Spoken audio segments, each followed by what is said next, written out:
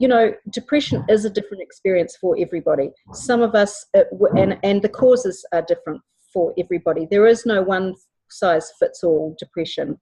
I've read things that say, well, you know, depression is just suppressed anger. I don't accept that as an answer. Anger is one part of many aspects.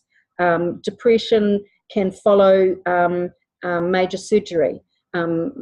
Depression can follow a relationship breakup. Depression can follow on from normal levels of grief over the loss of someone.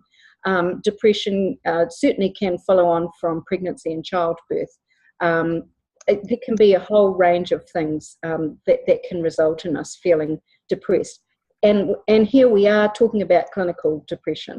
So where you have been diagnosed or probably fit the criteria for a clinical depression. And for most of us at the peak of that depression, or should I say at the absolute bottom of it, you know, you can't get out of bed in the morning, your relationships are all under stress, you lack motivation, you're in a black hole all the time or a huge part of the time. I think anger can be a major part of depression for many people, and something that we need to learn to let go of rather than suppress. So I don't believe that we suppress our anger. I believe that we try to understand what that is, and sometimes that may or may not be clear.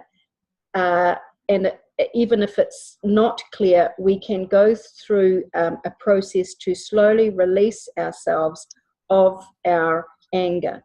One of the most important, and when it comes to responding to healing depression, we have to approach it from every angle. So we have to approach it from a physical angle, that we have to look at becoming well and healthy in our bodies, so we can approach it with diet and exercise, all of those other kinds of things.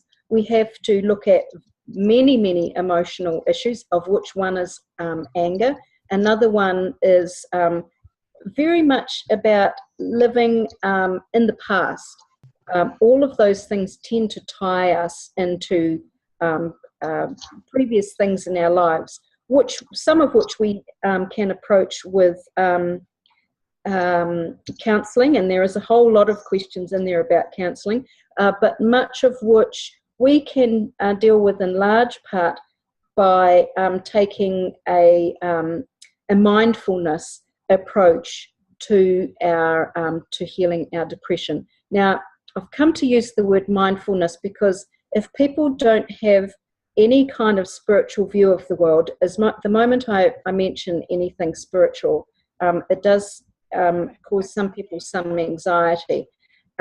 Some of you will have a strong spiritual life. Others will have some sense of spirituality. I don't mean to imply anything remotely religious in that, simply that I believe we have a spiritual part to us as people that goes beyond just our emotional and intellectual needs.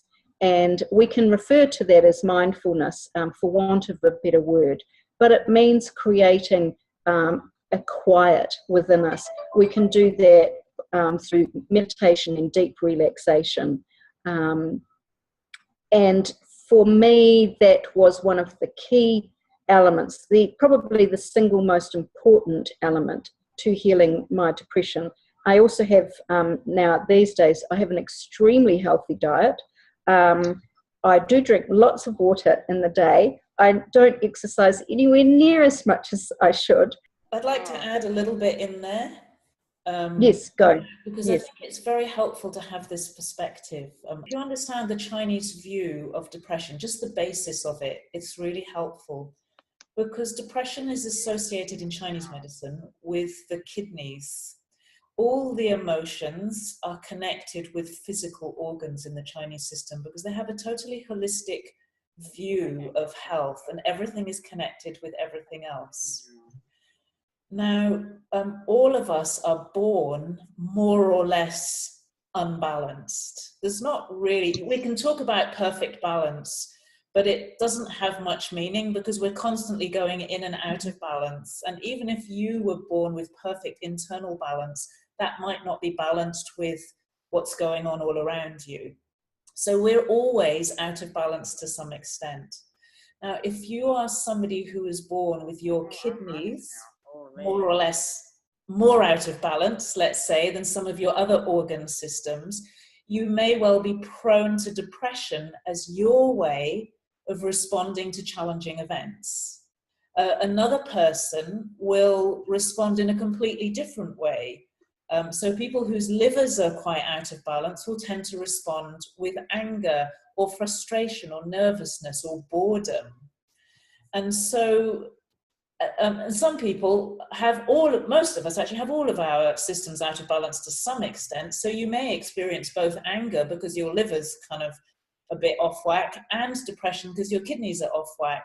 And the thing is, all the organs affect each other. So as you become more depressed, that's going to affect your liver. So your anger can also build up, and the whole lot sort of goes together. The good news about that is it also all heals and balances out together as well. So as you strengthen any one part of your system, it will start to strengthen all the rest. The very simple reason why people experience depression after childbirth is because in the Chinese medicine system, childbirth uses an enormous amount of kidney energy. The kidneys are associated with reproduction, sexuality, all of those systems. And so when a woman gives birth, she depletes her kidney energy massively. And in the West, we don't, because we're not aware of that, we don't tend to take very good care of ourselves. Like in China, a woman will not go out for a whole month simply so she can recover. They don't go out of the building. They don't go out of the house, literally. Now, it's not about whether that's the right or the wrong way, but the point is they have this understanding that you really need to look after your kidneys when you give birth, and that helps. So I just want to show that you may have a tendency towards depression, and therefore it's nothing particularly about because you think the wrong way or because you're the wrong kind of person. It's that somebody else is more likely to have a heart attack because their heart system is weak. You're more likely to have this kind of problem because your kidney system is weak. The basic point is that if we strengthen those systems, then whatever your tendency is, and if that happens to be depression, is going to get reduced and reduced and reduced. So the key is to strengthen your overall health and your overall energy, both physically and emotionally, because they are both connected with each other and they both support each other.